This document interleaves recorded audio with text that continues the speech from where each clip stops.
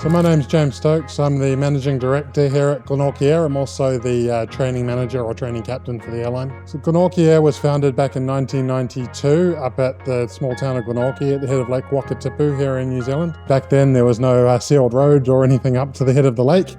Bit of a business got going flying people into Glenorchy and the stunning region of central Otago and Fiordland here in New Zealand. The local area here around Queenstown, we are here in the mountains. It is a beautiful place to go flying.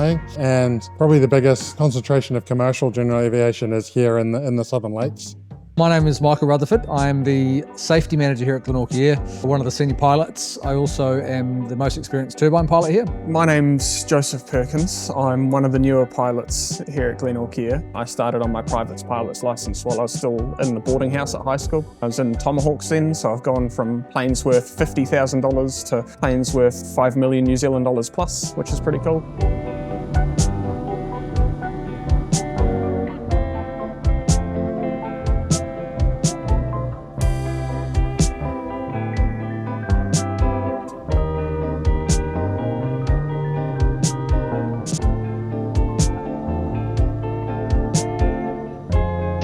Echo, remain behind the Kodiak, cross the runway zone, southern open, your discretion behind.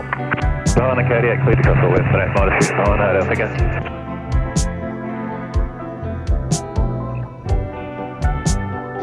Come on. Nice, Romeo, the second score you're looking for is on the left base, 149. Man, great job, well done.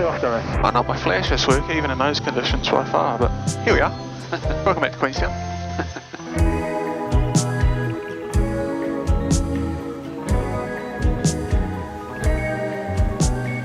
We're really lucky here in New Zealand as there's actually not a huge amount of controlled airspace. Once we get out of the Queenstown control zone here, which is Class C, as soon as we're outside this zone here below sort of 7.5 and then up into almost into the flight levels not too far away is all Class G airspace. So it's very, very free and allows us to create some incredible routes to take people flying and see what we have here. That's one of the cool things about what we do is that we're not restricted on where we go. We can basically fly for 5 minutes towards the north and we are in freedom land, so we can do whatever you like. And the cool thing about having with Glenorchy Air is we're not restricted on our route. So James sets down a path, he says, cool, I need you to get from Queenstown to Milford. You've got roughly 45 to 50 minutes to do it, and we go and have fun.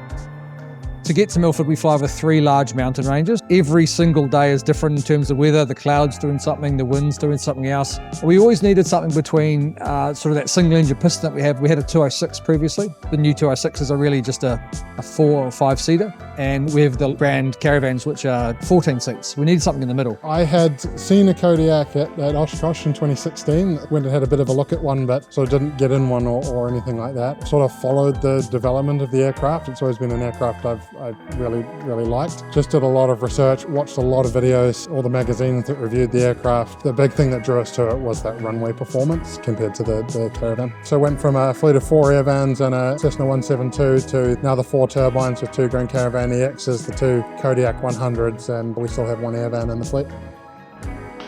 Morning, traffic, Kilo Delta Kilos, Mount Barker now through 28 to climb Soho River. 1010, Soho to the town. 1010, thank you, Kilo Delta Kilo. One of the comments we get from our customers is when they travel in any of our aircraft, particularly the Kodiak, that they're getting in a modern, really, really nice aeroplane, great views out the windows, and it just really adds to an experience. You could go and fly to Milford in a 1980s 172 and have a great time, but getting into a really modern aircraft with incredible safety systems and features adds a huge amount to the experience. A big thing about moving to the Kodiak for me was that while it was a step up, it wasn't horribly difficult like I feared that flying a turbine was going to be. Obviously, you know, big expensive airplane, you worry that it's going to be the weight of that knowledge crushing you down as a new person flying it. Eventually you figure out that it's actually just super easy. Flying it, just like any other airplane. The sticks do different things. That's all it is. I would almost say that was one of the things that made it easier to fly over even the Airvan in some instances, is having that performance and having it at the ready at all times has been absolutely amazing. amazing. Not only is it good just to have for everyday operations, but also if you ever get yourself in a pickle, having that extra few hundred feet of climb or an extra 1,000 feet on some machines of climb per minute can be a lifesaver. I just think that performance, what it's capable of, how quickly it climbs in the mountainous environment we have here, how efficient we've been able to make it. Like we're able to fly it around at 150 knots at about 290 pounds an hour. Very, very efficient fuel burn for that sort of speed with a really good profitable load on. Our sort of most longest flight is about 100 miles or just over an hour. So that's where the Kodiak's kind of fitted in, is that it's a little bit quicker. You still get the most amazing views out the sides, but it just covers that distance in a shorter time and just makes it more comfortable. The air conditioning system in it is incredible. Our caravans are like the buses. They take people to and from the same destination. So 90% of our business is Milford Sound. That's what they do, and they do that really well. But the stuff that we try and branch out and do a little bit differently, there's nothing that really fits that little category. So the Kodiak there wasn't one in New Zealand. Myself and James, we did a lot of research, and because it hadn't been proven in the country, it was almost a bit of a risk for us to take, but we did as much as we could to kind of research that and found out that it was actually the perfect machine for us. So the Kodiaks enabled us to do stuff that the Caravan can't do. I have operated Caravans for the last 5 years.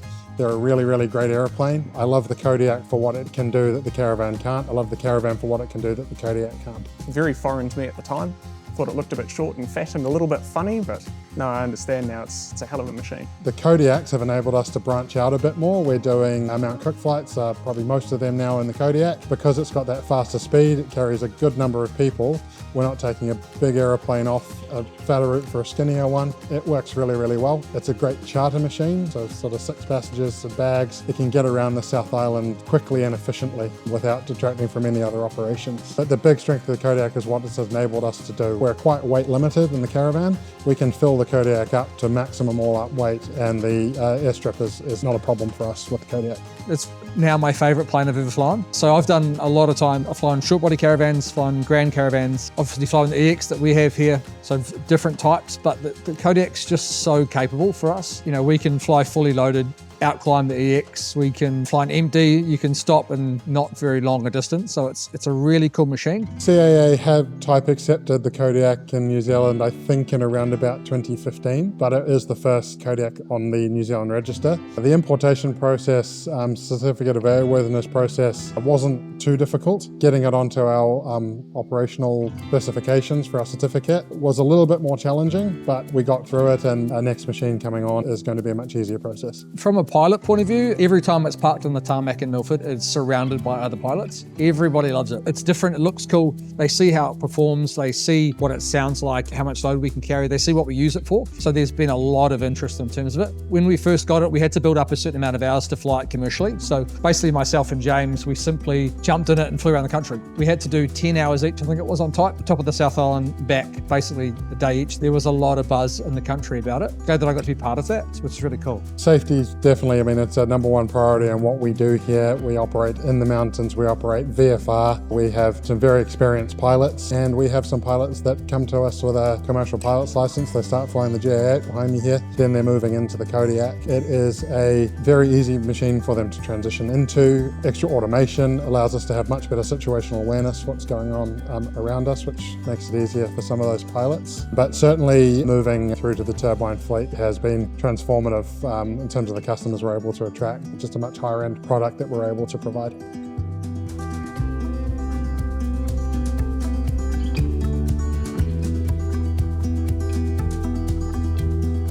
Mark's ability to come here was really, really helpful as well. Great to have like a bit of fresh insight from outside the company. I've never met anyone not from Glenorchy Air who's actually flown the Kodiak as well, so having someone else here, let alone someone that has that much experience, was refreshing. He knows a bunch more stuff that I wouldn't have even thought of, and it wasn't necessarily included in my training, as well as a lot of little things, like how systems work in a particular way and how you can use that. There's a lot of things around systems with turbine aircraft in general, and the Kodiak in particular, that I just wasn't all that sure about. I asked them quite a few questions during it, things like the lubrication system, like the fueling system. I'm not the world's most schooled person on how a turbine engine works. And so having the ground school here for the Kodiak and being able to learn more deeply about that kind of stuff was super useful as well. Mark and I have connected over social media since we brought KDK into the country last year. It's been really amazing to see the interest that Mark's taken in our operation and having the aeroplane here in New Zealand. Doing a brief flight with him yesterday, I learned stuff from that, but just having Mark to come down and go, you're doing that correctly, or here's a tip from my point of view as one of the first Kodiak type-rated pilots here in New Zealand, providing training to subsequent pilots. It's good to know I'm doing it right. There's a few things I've learned as well. The great thing is the aeroplane's been so reliable that we haven't had any AOG events in the last 12 months. But when we've had to reach out to the Kodiak Care team, they have been really responsive. I've been able to reach out to Mark and ask him, and he's been great. When we were looking at buying a second Kodiak, just giving confidence to their options on the market, and it was great. Obviously, we discovered Mark Brown, where he's the king of the Kodiak, really. He's a lot of really cool information online. And also I stumbled across the weight and balance app that a Kodiak pilot had developed. I understand that it wasn't commissioned by Kodiak themselves, but it was developed by an aeroplane geek, and all the Kodiak owners use it. So we basically ran as many different scenarios and numbers we could on that, and we got a basic sort of empty weight and figured it out, and that's how we made it work.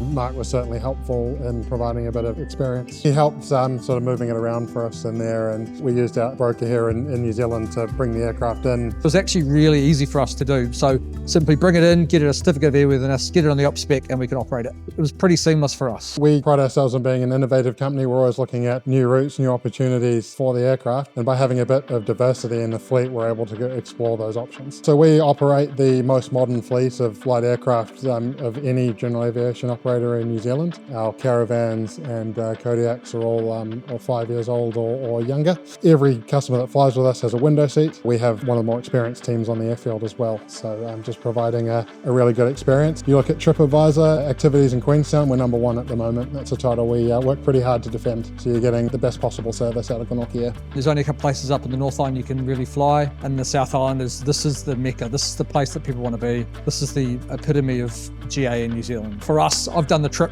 2,000 times, and every day is still amazing. We still sit there and be like, this is the most amazing thing you do in your life.